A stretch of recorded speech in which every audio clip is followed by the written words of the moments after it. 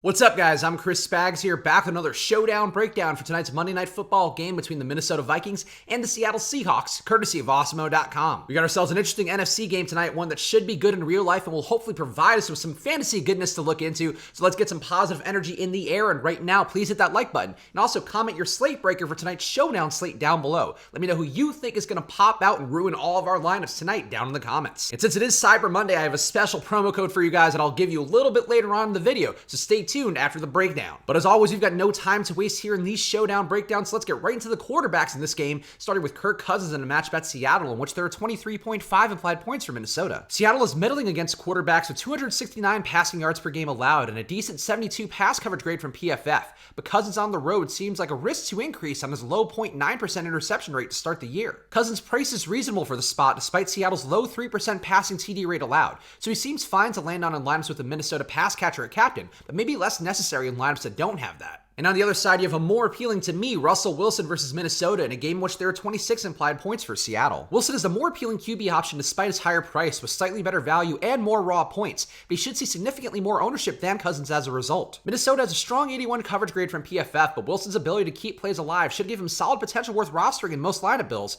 with some viability as captain too in lineups that have multiple Seattle pass catchers. And now let's talk about the running backs in this game, starting with Dalvin Cook in a matchup at Seattle. Seattle has a solid 78 run defense grade from PFF with only 102 rushing yards per game allowed, but Minnesota's dedication to the run should make Dalvin Cook a high-owned option in lineups that assume a competitive game. Alex Madison lurks as a much cheaper pivot, but hasn't seen anywhere near Cook's workload recently, so Cook seems like the only running back option to roster for Minnesota at much depth, despite the slate high price. And on the other side, we have Carson and Rashad Penny in a matchup versus Minnesota. Carson will get the first crack against a tough Minnesota run defense that allows just 94 rushing yards per game, but if he's ineffective, Rashad Penny could steal touches at a much cheaper price after he just had 14 carries for 129 yards against Philadelphia.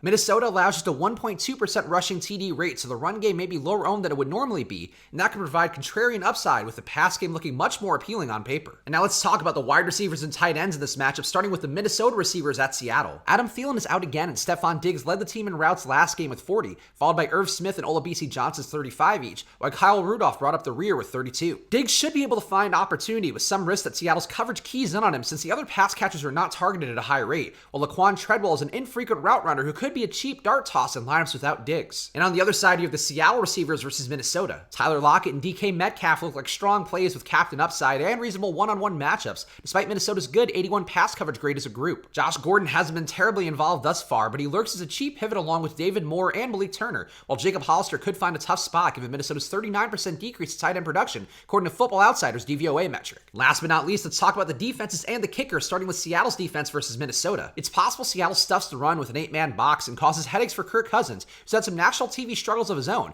and that plus the home spot could make them worth some exposure. On the other side, we have what I think is a less appealing Minnesota defense at Seattle. Minnesota's defense could benefit from the bye and should be able to limit the run, but it seems unlikely they can stop an effective Seattle pass game from thriving, so I prefer Seattle's defense between the two. And lastly, we have the kickers to hit on. Dan Bailey should see somewhat less opportunity than Jason Myers despite Bailey's higher price, but two kicker lineups aren't out of play here given both teams' solid red zone defenses. Myers is cheaper, but he projects for more raw points, so he's the more appealing play on paper, but will likely be higher owned than Bailey despite very comparable projections. So that's what I'm seeing so far for today's slate. Hopefully we can keep it going like we did last Monday. And right now, please hit that like button and also comment your slate breaker on tonight's slate down below. As I mentioned earlier, it is Cyber Monday and we have a special Cyber Monday promo for you guys. So right now, if you use this promo code Cyber Monday, it's a very creative one, you'll get yourself a week package for $1, just $1 flat. Go to Awesemo.com/join right now and use that promo code Cyber Monday. Get all the data across all of our sports for 1 week for just $1. Go follow me on Twitter and Instagram at Chris Spags. I've got 7 days a week of NFL and NBA content through the rest of 2019. A joy for me and a joy for you. So go follow me right now on Twitter and Instagram at Chris Spags. So that's it for today's Showdown Breakdown, guys. Thank you guys for watching. Hit that like button before you go. Use that promo code Cyber Monday at Awesemo.com/join. And